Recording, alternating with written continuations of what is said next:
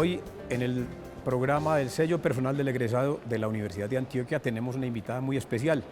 Es nuestra colega de la Facultad de Economía, que estuvo bastante tiempo con nosotros como docente en la Universidad de Antioquia, después pasó a la Universidad Nacional, hoy está pensionada, goza de una enorme salud y claridad y está precisamente una colega que fue con nosotros muy importante en el Departamento de Historia por los nexos que teníamos entre ambas facultades, María Claudia Saavedra Restrepo. María Claudia, muchas gracias por estar con nosotros. Muchas gracias a ti. Bueno, ese paso por la universidad, te tocó la universidad más fuerte, la que estaba más convulsionada cuando empezaste a estudiar aquí, años 70. Sin lugar a dudas, esa fue una década, esa y las siguientes, fueron décadas muy duras, pero particularmente la década del 70 que la vivimos como estudiantes, fueron unas épocas difíciles, muy convulsionadas, no solo internamente, sino internacionalmente. Y pues eso, a la par que fueron momentos difíciles, como decíamos, fue una gran escuela, a muchos niveles. De todos los niveles, porque era... Fue una gran escuela, sin ¿Por lugar qué? a dudas. ¿Porque se hacía buena escuela aquí? ¿Por la capacidad de opinión, por la capacidad de movilización o por qué? Mira, porque los debates eran debates siempre sustentados, los debates estudiantiles eran de una altura incomparable, eran unos debates siempre argumentados, siempre sustentados. Nosotros teníamos grupos de estudio, los fines de semana y los puentes, quien lo creyeran, pues no quería decir eso, que solo hiciéramos esa actividad, ni mucho menos, pero reservábamos unos tiempos muy importantes para estudiar colectivamente, para ponernos al tono en los debates internacionales, para discutir acerca de las propuestas internas que se discutían en la universidad. O sea que fue una época muy dinámica que contribuyó a que creciéramos mucho intelectualmente. Bueno, ¿y qué fue lo que ocurrió y cómo se fue transformando ese tipo de actitud hasta llegar a una época en la que la gente anda como con cierta pasividad frente a lo público, frente a lo social, frente a lo colectivo, como la que estamos viviendo? Yo creo que esa no es una respuesta fácil, no creo que haya una única causa. Creo que el contexto que se han vivido en estas últimas décadas y sobre todo los riesgos, los temores, son asuntos que juegan mucho en el sentido de posibilitar o fomentar la participación de opinión de la gente. Creo que la gente se limita en buena medida por temores no infundados, reales. Temores reales, pues estamos cumpliendo 30 años precisamente de las muertes que hubo tan atroces en la universidad y eso atemorizó. También tiene que ver una especie de cambio de concepción sobre lo que es la verdad histórica, la verdad política, y de pronto la gente empezó a desconfiar de la verdad, dicen que estamos en el tiempo de la posverdad. ¿Eso es válido? Pues ahí hay un debate abierto, eso no hay últimas razones en torno al asunto. Yo creo que esa desconfianza se transmite a muchos niveles de la vida y el mundo académico no está ajeno ni mucho menos a esa discusión, pero sí hay una duda permanente. El hecho mismo de que se hayan replanteado esos referentes políticos tan aparentemente claros que existían hace unas décadas, que ya eso haga parte del debate o de la historia, eso marca unas diferencias notorias. Y hoy por hoy predomina como una cultura menos en función de lo local y lo interno y más en función de lo internacional. Entonces todo esto entra a jugar, pero no hay una única explicación que uno pudiera acertadamente aventurar. Y entre el estudiantado que tuviste al principio, cuando aquellos primeros 19 años en la Antioquia y después otros 10 en la Nacional, hay una diferencia asombrosa entre estos estudiantes de hoy y los de hace 30 años. Radical. Completamente distinta. Radical. Hay una diferencia generacional rotunda y evidente. Una diferencia generacional que impone pensar desde otros parámetros, impone establecer unos requerimientos distintos a los que nosotros teníamos. Los muchachos hoy se mueven en un mundo distinto. Bueno, aquí estamos en el entorno de la biblioteca y nosotros, este era nuestro refugio, de alguna manera. Hoy por hoy el mundo digital ha modificado completamente esa realidad y hace que los muchachos vivan en otras coordenadas. Entonces, nosotros, desde la perspectiva de los docentes, ese proceso de ajuste, de acomodamiento, de alguna manera, más no de concesión de criterios básicos, ha hecho que se cambien muchas cosas y la práctica en la docencia sea completamente distinta. Y sobre todo los anhelos. Hoy como que el estudiante tiene una división muy diferente de cómo debería ser el país y su compromiso en el país. Sin lugar a dudas, y las perspectivas son perspectivas más inciertas. Para estos muchachos el mundo del futuro tiene mucho más interrogantes que lo que tenía para nosotros. Para nosotros no había muchas dudas en ese terreno. Para ellos es una duda lo que existe. Y en ese tiempo uno diría, hace 30 años era un anhelo graduarse para salir a trabajar el resto de vida en una entidad y ahora no tienen esa misma perspectiva. Además era horrible esa perspectiva nuestra. Sí, porque era quedarse en un mismo lugar. Trabajar 30 años en un mismo lugar. Sí, había un sentido, yo pienso que no solo de la razón de la estabilidad, sino de los sentidos de pertenencia. Ese tema me parece a mí que es clave, el tema del sentido de pertenencia. Nosotros nos sentíamos obligados a pertenecer, pero no una obligación, digamos, impuesta y brusca, sino consensuada y cada vez construida. Que salía del propio ánimo, pero entonces te voy a proponer que vayamos a unos mensajes y retornemos en un minuto. Estamos con la profesora María Claudia Saavedra Restrepo. Sabemos que Saavedra no es país, Restrepo sí. ¿El Saavedra de dónde viene? Particularmente la rama de la que yo vengo es caucana y el Valle del Cauca. En el Cauca. Bueno, ¿y fue posible una adaptación fácil en esta región que dice todo el país que es tan difícil, que los antioqueños muy excluyentes, muy pinchados? Bueno, yo he sido paisa toda mi vida, a mí nunca me ha tocado pensar en una adaptación distinta. ¿Y la de los padres, la familia de tus papás? Es la familia de mi padre. La familia de mi padre era la caucana, pero la realidad familiar se rompió muy tempranamente y mi papá y mi mamá se separaron muy temprano, así que yo viví en un ámbito completamente antioqueño toda mi vida. Bueno, estamos hablando también ahora acerca de la perspectiva de los estudiantes, es decir, cómo los tiempos van cambiando y en los compromisos que se van transformándose. Hoy tienen los estudiantes con otra perspectiva de vida. ¿Cuál es? Uy, ojalá supiera. Yo a veces me he preguntado muchas veces sobre eso, porque creo que hay algo que, por lo menos desde afuera, uno lo ve, y es que no se vive con las utopías que vivíamos nosotros. El papel de la utopía no tiene ese protagonismo que tenía en la vida nuestra, de la universidad y los primeros años de vinculación a la universidad como docente. Entonces, en ese sentido, es más pragmático el asunto. Hay una tendencia mucho más notoria al individualismo, al egoísmo, diría yo. Digamos que Benjamin hace de las suyas, ¿sí? El hedonismo es un tema clave para esta generación y para un rato antes. Nosotros vivíamos como en otra lógica, creo. Vivíamos muy ocupados pensando en la sociedad. A veces demasiado. Hasta la saturación. No, porque es que aquí en la universidad, uno dice la universidad pública tenía una característica que la diferenciaba de otras universidades privadas, y es que aquí lo público era el tema central. Ahora es importante, se discute, pero no es como no es lo básico. Lo básico, correcto. Ajá. Y nosotros asumíamos esa como nuestra propia misión. Totalmente. Bueno, y el enfoque mismo de la economía, ya en el caso de tu profesión, uno veía que anteriormente a la economía se le buscaba siempre el acento social, ahora más es como el éxito empresarial.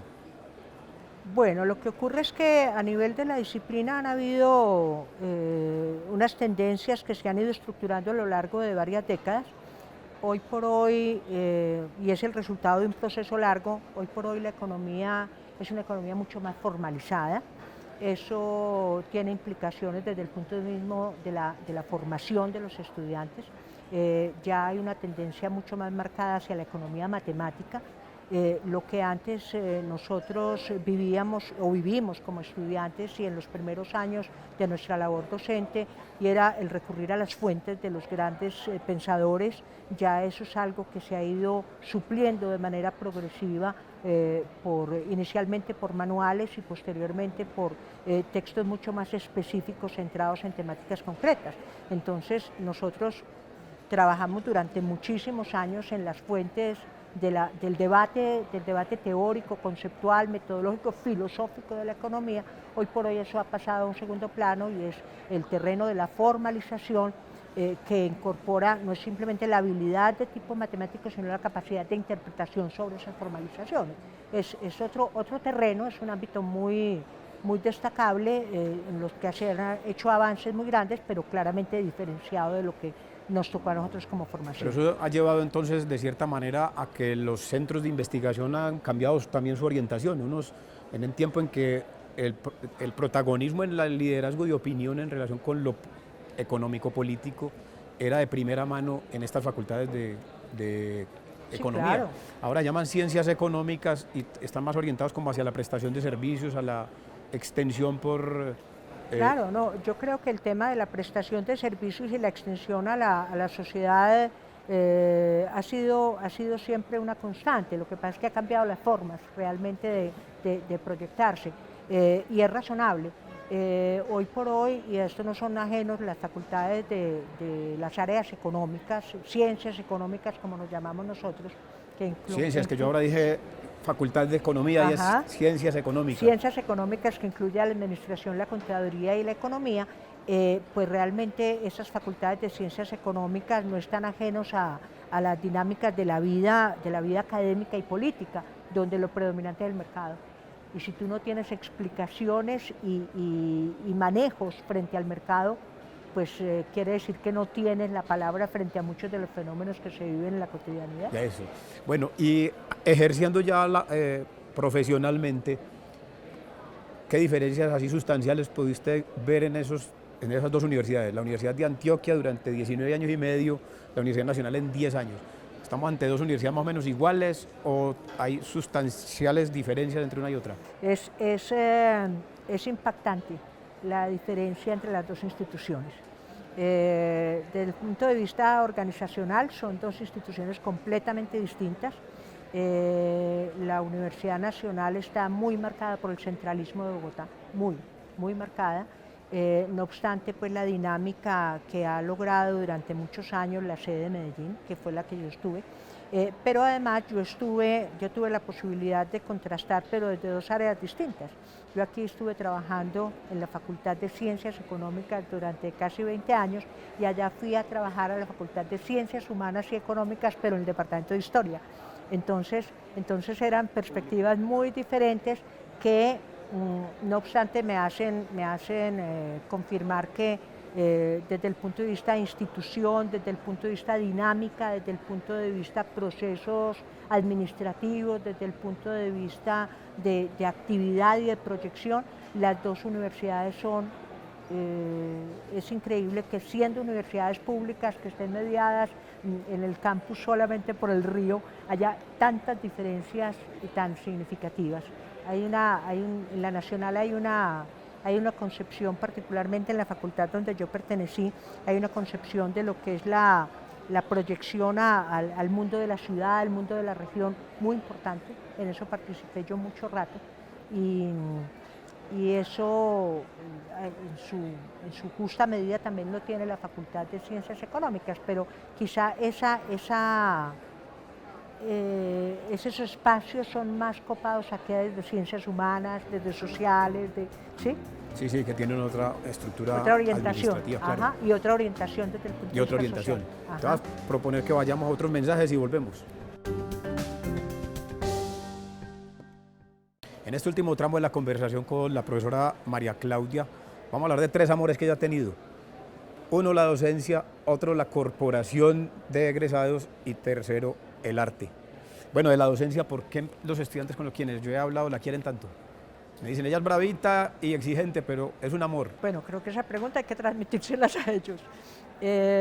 Yo pienso que es un sentimiento mutuo. pienso que es el sentido de entender que la docencia es un trabajo colectivo, que uno es simplemente un facilitador del trabajo y que un poco pasa lo mismo con los estudiantes a la manera de lo que pasa con los hijos, y es que uno pretende formarlos, educarlos para que ellos vuelen solos. Y eso es un poco como el sentido del asunto. Es una respuesta que se compagina con la que ellos han dado, de manera que puede estar tranquila. Bueno, ¿y la corporación? La corporación es un proyecto al que le hemos dedicado los últimos 5 años.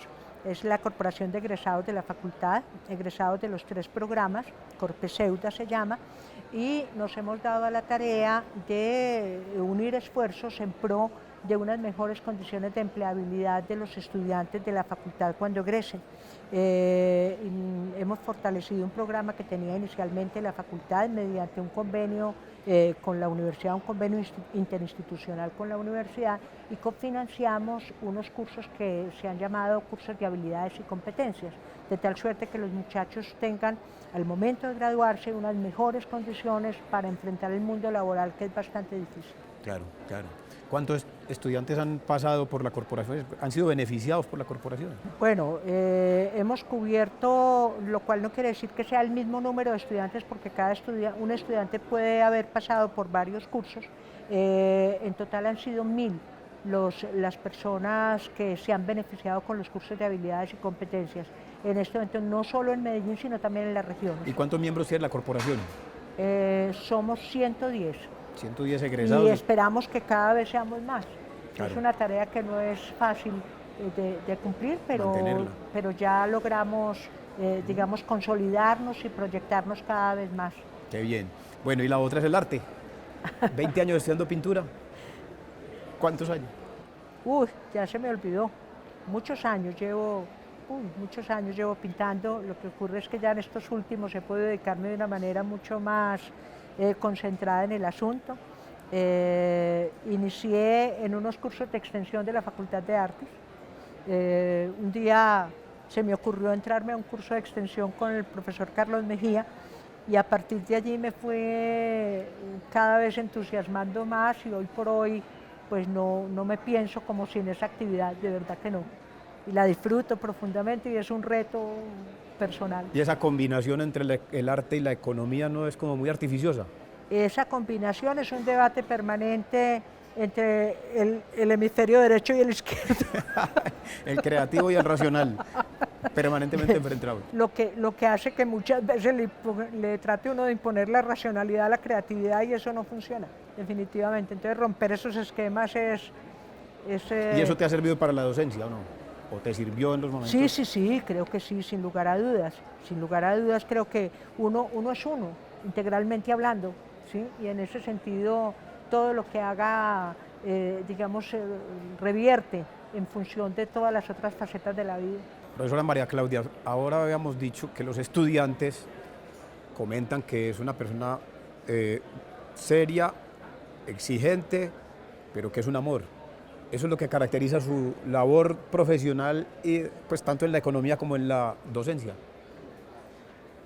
Yo creo que en la vida, lo que me caracteriza, que tiene de bueno, pero también tiene de complicado, es que soy una persona rigurosa, pero soy una persona fiel, una persona leal. Y esos son, digamos, como dos facetas a las que toda la vida me han acompañado y que trato de alimentar. Y que perfectamente vinculan el arte y la ciencia, la economía y la pintura.